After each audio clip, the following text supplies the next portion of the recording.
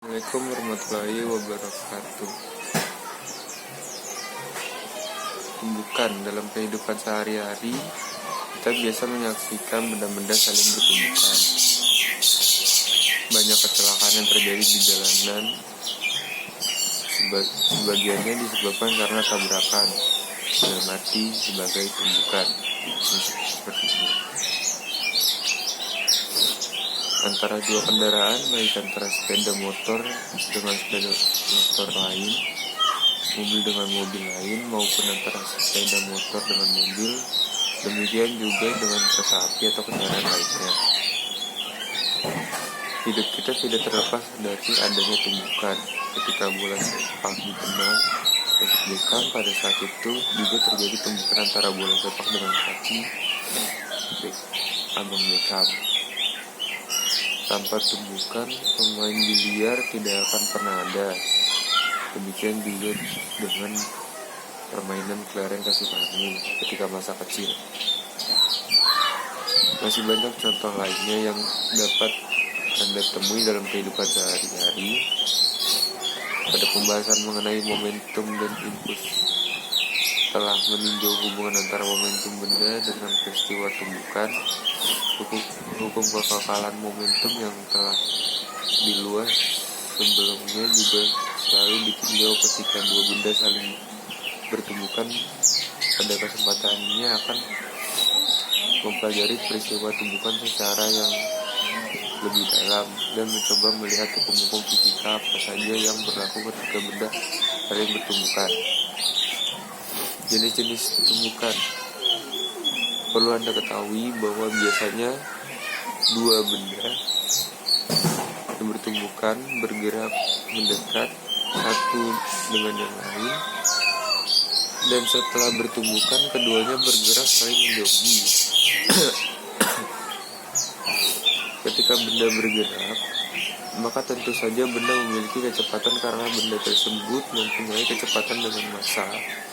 Maka benda itu pasti memiliki momentum P sama dengan mv, dan juga energi kinetik EK sama dengan setengah mv pangkat 2. Nah, pada kesempatan ini kita akan mempelajari jenis-jenis tumbukan antara dua benda dan mencoba melihat hubungan dengan kekekalan momentum dan kekekalan energi kinetik.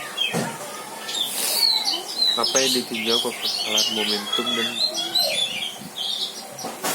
kekekalan kinetik? Ya, maksudnya begini. Ketika benda bergerak saling mendekati sebelum tumbukan, kedua benda itu memiliki momentum dan energi kinetik yang menjadi persoalan.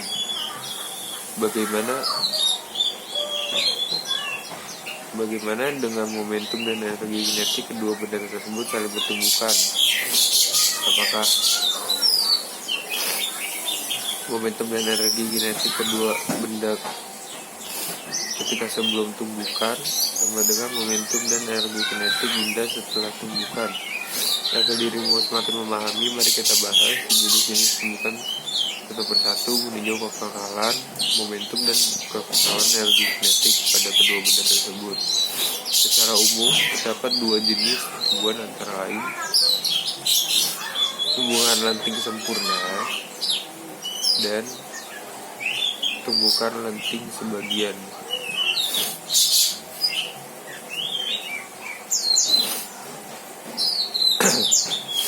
Tumbukan lenting sempurna itu maksudnya bagaimana?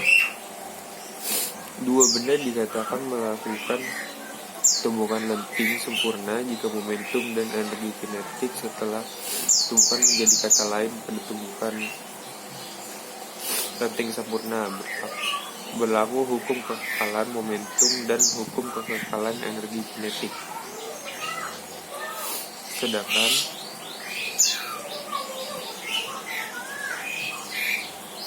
tumbuhan lenting sebagian, pada pembahasan sebelumnya kita telah belajar bahwa pada tumbukan lenting sempurna berlaku hukum kekekalan momentum dan hukum kekekalan energi kinetik.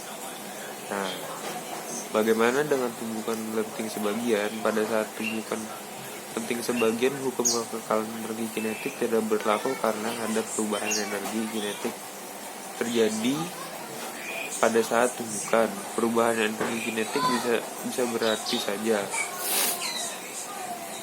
pengurangan energi kinetik atau penambahan energi kinetik.